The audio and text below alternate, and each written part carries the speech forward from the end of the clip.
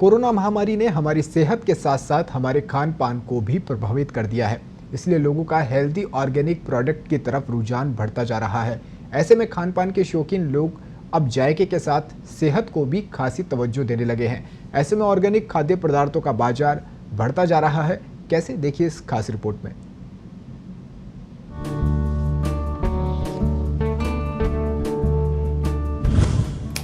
Corona के बाद organic food की बढ़ने लगी मांग।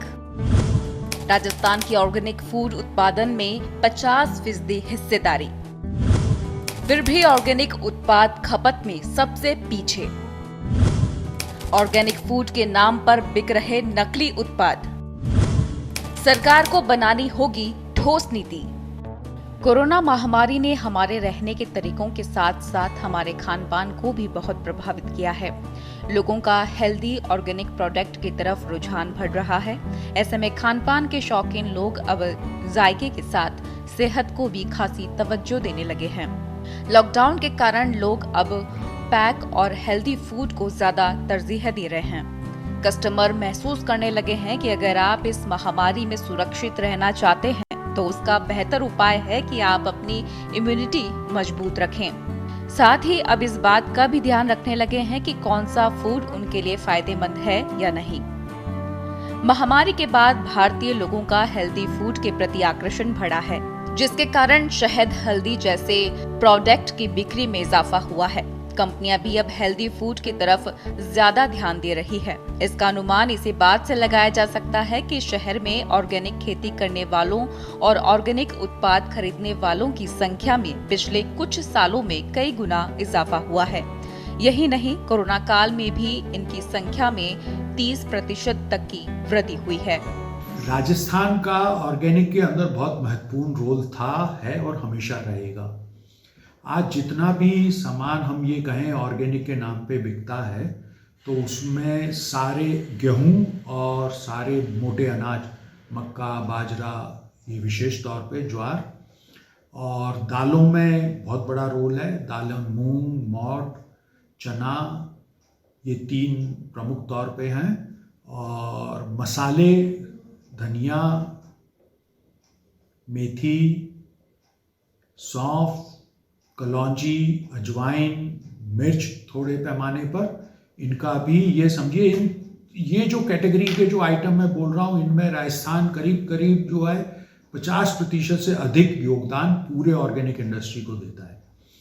तो राजस्थान का बहुत महत्वपूर्ण रोल है जहाँ तक उत्पादन का सवाल है। लेकिन जहाँ कंजम्पशन का सवाल है, तो कंजम्पशन के अंदर राजस्थान ने उतनी तरक्की नहीं की जितनी दूसरे राज्यों में हुई है। शहर में ऑर्गेनिक उत्पाद को इतना पसंद किया जा रहा है कि पूरे राजस्थान में इनके स्टोर खुलना शुरू हो गए हैं और राज्य के कृषक भी जैविक कृषि उत्पाद बेचने शहरों में आने लगे हैं। ऑर्गेनिक उत्पाद में शहर में सर्वाधिक सब्जी और दालों की मांग है और इसके बाद गेहूं और चना खरीदा, बेचा और बोया जा रहा है। कोरोना काल में नेचुरल फार्मिंग और जैविक खेती को बढ़ावा दिया जा रहा है। राजस्थान ने एक बड़े कृषि सुधार की तरफ कदम बढ़ा दिए हैं। किसानों का भी रुझान रासायनिक से जैविक खेती की तरफ बढ़ रहा है। ऑर्गेनिक नो डाउट कि बहुत ही बढ़िया प्रोडक्ट्स होते हैं, लेकिन वो हकीकत में ऑर्गेनिक होने चाहिए।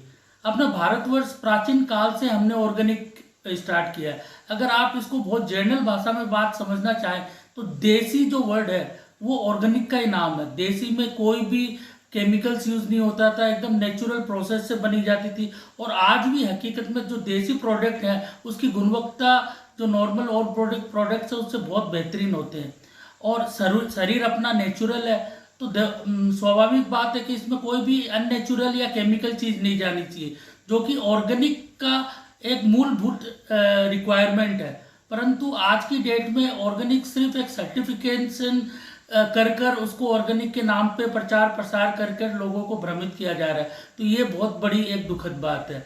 तो मैं इसी हिसाब से मैं चाहता हूँ कि इन दोनों चीज़ों को गवर्नमेंट को रेगुलेशंस भी बहुत स्ट्रिक्ट बनाने चाहिए कि ऑर्गेनिक सिर्फ सर्टिफाइड होने से वो ऑर्गेनिक नहीं हो गया है, उसका पूरा प्रोसेस ऑर्गेनिक है, उसमें कोई पेस्ट का यूज़ नहीं हुआ है, कोई केमिकल का यूज़ नहीं हुआ, कोई हाई हीटिंग का यूज़ नहीं हुआ, ना तो उसके उत्पादन में और ना ही उसके प्रोसेस में, दोनों में। जयपुर शहर में ऑर्गेनिक खाद्य पदार्थों का बाजार बढ़ता जा रहा है। वर्तमान में कृषक अपने स्तर पर ऑर्गेनिक उत्पाद बेच रहे हैं। साथ ही स्टोर्स के माध्यम से भी ऑर्गेनिक उत्पादों की खरीदी बिक्री में बढ़ोतरी हो रही है। जयपुर शहर में वर्तमान में 20 से अधिक ऐसे स्टोर हैं जहां केवल ऑर्गेनिक उत्पाद ही बेचा जा रहा है। सामान्य से ऑर्गेनिक उत्पाद की कीमत में 1.5 से 2 गुना तक इजाफा होने के बाद भी लोग इसे खरीद रहे हैं। कोरोना के पहले ऑन एन एवरेज 10 to 15 लोग आते थे। अब कोरोना के बाद जब से लोग अवेयर हुए हैं तब आराम से 30 to 40 लोग पर डे फुटफॉल होता ही होता है। तो कोरोना के बाद काफ़ी लोग अवेयर हुए हैं और काफ़ी अच्छा रिस्पॉन्स है जयपुर में। ऑर्गेनिक खेती को लेकर कृषकों में रुचि बढ़ी है और छोटे किसान इसमें ज्यादा सफल भी हो रहे हैं। विगत 2 से 3 वर्षों में ऑर्गेनिक खेती करने वालों की संख्या 5 से 6% बढ़ी, जबकि ऑर्गेनिक उत्पाद की मांग में 2 वर्षों में करीब 1.5 से 2 गुना बढ़त हुई है। किसान ऑर्गेनिक खेती में सब्जी, गेहूं, चना, दालें, हल्दी और अदरक की खेती प्रमुखता से कर रहे हैं। ऐसे में ऑर्गेनिक उत्पाद की खेती में लगातार इजाफा हो रहा है।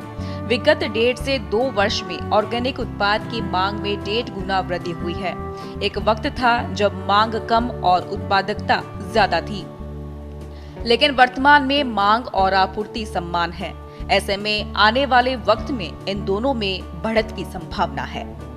ऑर्गेनिक उत्पादों की मांग जो है दिन ब दिन अब बढ़ती जा रही है। इसका सबसे बड़ा कारण ये है कि जो डिमांड और सप्लाई के बीच का जो अंतर है, उससे जो लोग हैं यूरिया, पेस्टिसाइड जैसे चीज़ों का उपयोग करके वो उत्पादन बढ़ा रहे हैं, लेकिन वो उत्पादन जो है उसके साथ साथ बीमारियों का भी उत्पादन बहुत तेज़ी से बढ़ रहा है। आज बर्ड फ्लू डे पे मैं आपको बताना चाहूँगा कि राजस्थान को लेकर जो ऑर्गेनिक उत्पादों की स्थिति है, सबसे बड़ी बात यह है कि राजस्थान जो है पूरे ऑर्गेनिक उत्पादों का 50% जो है उत्पादन करता है। फिर भी देखने वाली बात यह है कि यहाँ से जो खपत है ऑर्गेनिक उत्पादों की वो सिर्फ 10% है, क्योंकि यहाँ के लोग जो है अभी भी जो है ऑर्गेनिक उत्पादों को लेके इतने अवेयर नहीं है। लेकिन चूंकि अब कोरोना काल के बाद जो है लोगों में थोड़ा सा बीमारियों को लेके, उत्पादों को लेके, चीज़ों को लेके अवेयरनेस आई है, तो अब लोग जो है ऑर्गेनिक की तरफ बढ़ने लगे हैं और इसका बाजार जो है निश्चित तौर पर जो है आने वाले 2-4-5 साल के अंदर बहुत तेज़ी से बढ़ने वाला है। पत्रिका टीवी के लिए नरेंद्र सिंह सोलंकी।